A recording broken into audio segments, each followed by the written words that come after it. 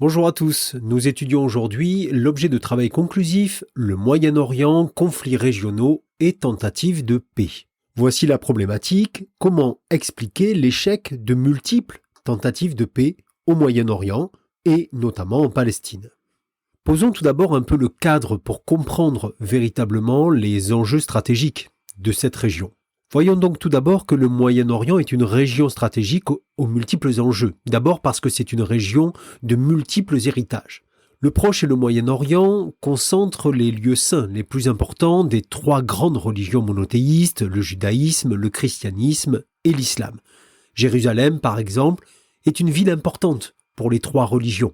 La vieille ville de Jérusalem rassemble ainsi l'esplanade des mosquées, où l'on trouve à la fois le dôme du rocher et la mosquée Al-Aqsa, le Saint-Sépulcre et le mur des Lamentations. Le contrôle de la ville a donc motivé les croisades au Moyen-Âge et attise aujourd'hui les tensions entre Israéliens et Palestiniens. Israël, aujourd'hui, occupe la vieille ville et plus largement Jérusalem-Est. Mais la situation contemporaine est surtout née après la Première Guerre mondiale.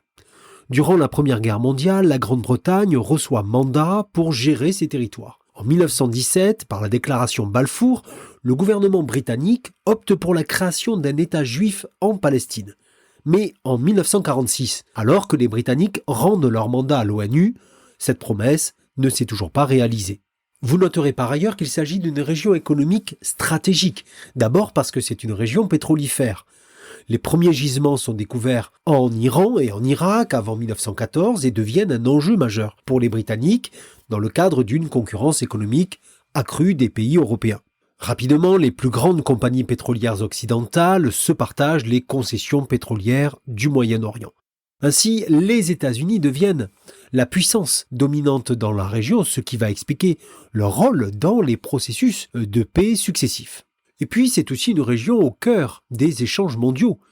Depuis les années 80, du fait d'une mondialisation économique croissante, le rôle stratégique du Moyen-Orient n'a cessé de se renforcer. Cette région permet le contrôle de grandes routes maritimes et de points de passage stratégiques, comme le canal de Suez par exemple.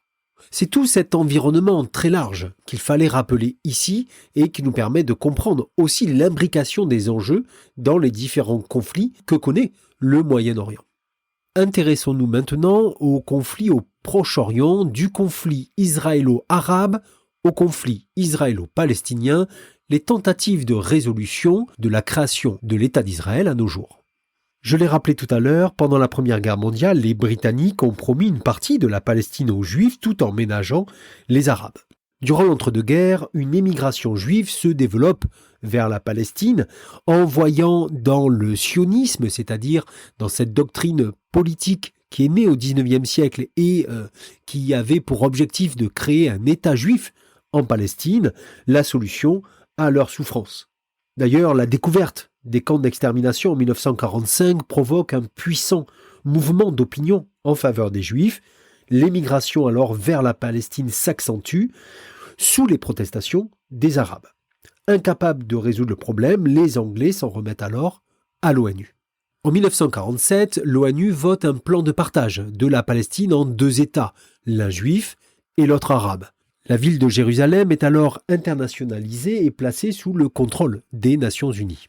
Le 14 mai 1948, Ben Gourion, alors Premier ministre d'Israël, proclame la naissance de l'État d'Israël, immédiatement reconnu par les États-Unis et l'Union soviétique.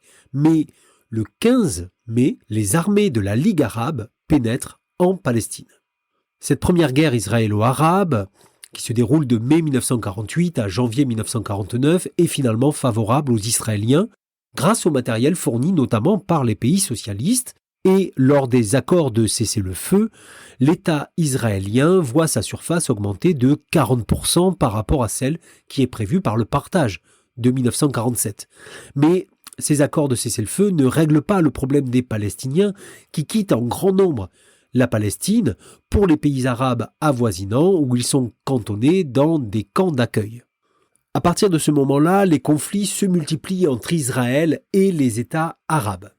Dans la région, ce que l'on appelle désormais la question palestinienne ou le problème palestinien y prend une ampleur nouvelle puisque l'Organisation de la libération de la Palestine, fondée en 1964, a adopté une charte qui fait de la destruction d'Israël la condition de la libération de la Palestine. En juin 1967, se sentant menacé par les pays arabes, Israël déclenche une foudroyante guerre préventive contre ses voisins, ce qu'on appelle la guerre des 6 jours, qui lui permet d'occuper le Sinaï, la Cisjordanie, le plateau du Golan et la partie est de Jérusalem. Dans la période de cessez-le-feu, l'ONU intervient en votant notamment la résolution 242 qui réclame l'évacuation de ces territoires, ce qu'Israël refuse, posant en préalable à tout retrait de ses forces la reconnaissance de son existence par ses adversaires. Parallèlement à ça, la résistance palestinienne, dirigée depuis 1969 par Yasser Arafat, utilise la voie du terrorisme. En 1973, le dirigeant de l'Égypte, Anwar el-Sadat, décide de lancer une nouvelle guerre contre Israël, ce que l'on appelle la guerre du Kippour. L'attaque d'abord victorieuse pour les armées arabes, mais la contre-offensive est foudroyante. L'armée israélienne franchit le canal de Suez et marche sur le Caire. Aussitôt, l'engrenage de la guerre froide se met en route puisque les soviétiques menacent d'intervenir pour secourir Sadat, tandis que les Américains mettent leurs forces stratégiques en alerte. Les deux grands arrivent à imposer à leurs alliés respectifs un cessez-le-feu qui, le 24 octobre, met fin à la crise. Cet affrontement entre Israël et les États arabes est marqué par une dernière guerre, la guerre au Liban qui éclate en juin 1982.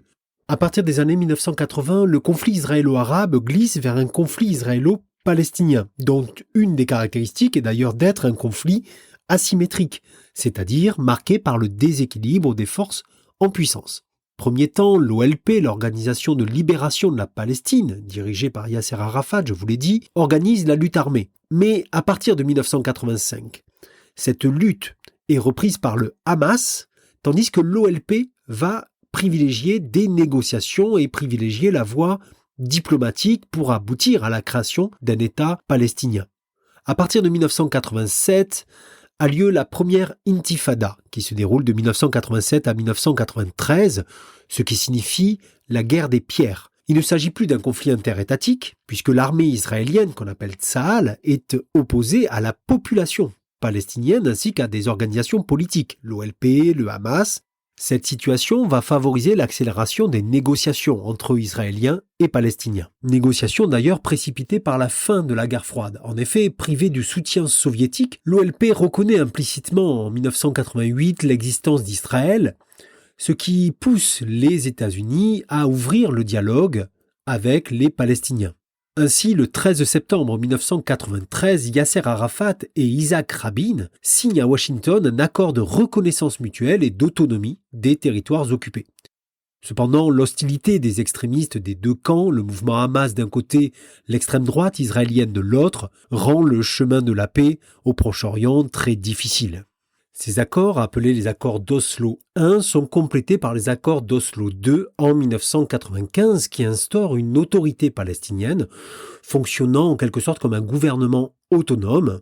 D'ailleurs, l'assassinat du premier ministre israélien Yitzhak Rabin en 1995 par un extrémisme juif symbolise en quelque sorte ces difficultés du processus de paix. Au début des années 2000, la région retombe dans le processus de violence avec le déclenchement de la deuxième intifada en 2000 et la multiplication des attentats terroristes contre les Israéliens. Israël réagit par des représailles et par la construction d'un mur de séparation. Durant la même période, les négociations de paix sont dirigées par la communauté internationale et notamment par ce qu'on appelle le quartet, c'est-à-dire les États-Unis, l'ONU, l'Union européenne et la Russie. Mais aujourd'hui, le processus de paix est au point mort. Les deux guerres du Golfe, 1991 et 2003, est leur prolongement d'une guerre interétatique à un conflit asymétrique. La guerre du Golfe de 1991, un conflit interétatique. Le 2 août 1990, le dictateur irakien Saddam Hussein lance ses blindés à l'assaut du Koweït voisin et l'annexe 6 jours plus tard. Il s'assure ainsi le contrôle de 20% des réserves mondiales de pétrole. Mais cette invasion est une violation caractérisée du droit international et déclenche une réplique immédiate des États-Unis. Le Conseil de sécurité de l'ONU, où l'URSS et la Chine laissent agir les puissances occidentales, condamne l'agression, place l'Irak sous embargo et autorise l'emploi de la force pour libérer le Koweït.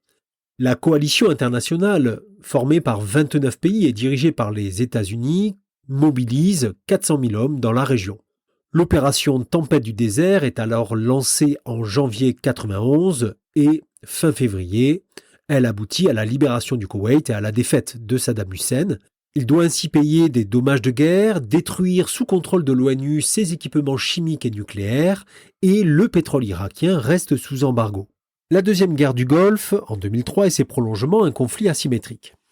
La deuxième guerre du Golfe est un conflit intéressant à analyser aussi parce que, en fait, on va partir d'un conflit interétatique pour arriver à un conflit asymétrique. En effet, à un premier niveau, la deuxième guerre du Golfe en 2003 est un conflit interétatique opposant les États-Unis et l'Irak. En effet, après les attentats du 11 septembre 2001, le président américain George W. Bush accuse l'Irak de soutenir l'organisation terroriste Al-Qaïda et de produire des armes de destruction massive. Pourtant, les Américains échouent à convaincre l'ONU et décident unilatéralement une intervention en Irak en mars 2003. Les États-Unis obtiennent très rapidement la victoire et atteignent leur objectif de faire tomber le régime de Saddam Hussein. Pourtant, cette guerre interétatique se transforme assez vite en conflit asymétrique. En effet, les États-Unis décident de rester sur le territoire irakien pour éviter la déstabilisation de toute la région. Mais ils se retrouvent alors au cœur de plusieurs guerres imbriquées, notamment une guerre civile entre sunnites et chiites. Mais les États-Unis sont aussi pris à partie par des organisations terroristes. La présence américaine et occidentale n'empêche pas la guerre civile de faire plusieurs centaines de milliers de morts. À partir de 2010, les États-Unis décident de se retirer, laissant le pays dans une situation anarchique. Le pays sombre d'ailleurs dans une deuxième guerre civile entre 2013 et 2017, marquée par la montée en puissance d'un acteur qu'on a déjà étudié, qui est Daesh, ou ce qu'on appelle parfois, un peu improprement, l'État islamique. Les groupes terroristes multiplient alors les attentats pour déstabiliser l'État irakien et arrivent même à se forger un territoire sur une partie du territoire irakien. Le conflit se déplace alors en Syrie.